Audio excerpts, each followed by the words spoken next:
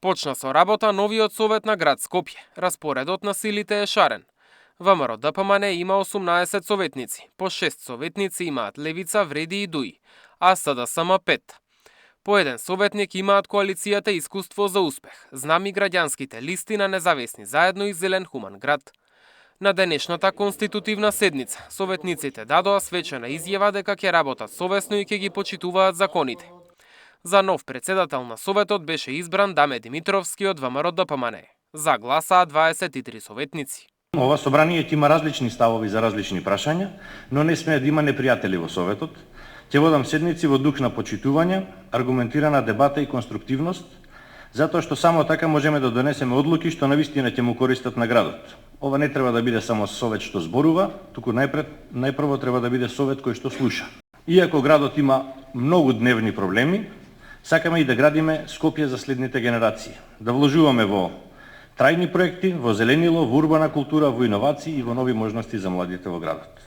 Пред гласањето се појави првото несогласување во редовите на СДСМ. Советничката група ќе гласа овој пат воздржаност за да не ни се повторат оние 4 години, да видиме како ќе почне работата, инаку господино Димитриевски има целосно нашата поддршка.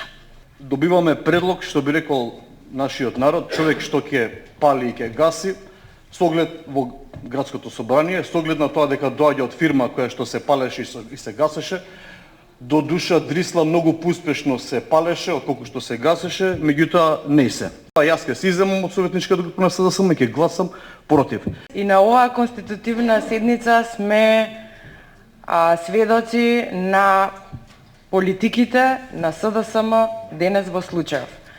Прво го поддржуваат председателот, потоа не го поддржуваат. Според деловникот за работа на град Скопје, за председател на совет не се гласа против.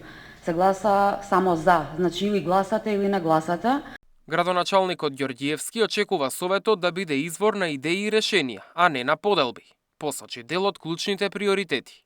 Да обезбедиме ефикасен јавен превоз, но и да го модернизираме, кој ќе ги поврзува сите делови од нашиот град.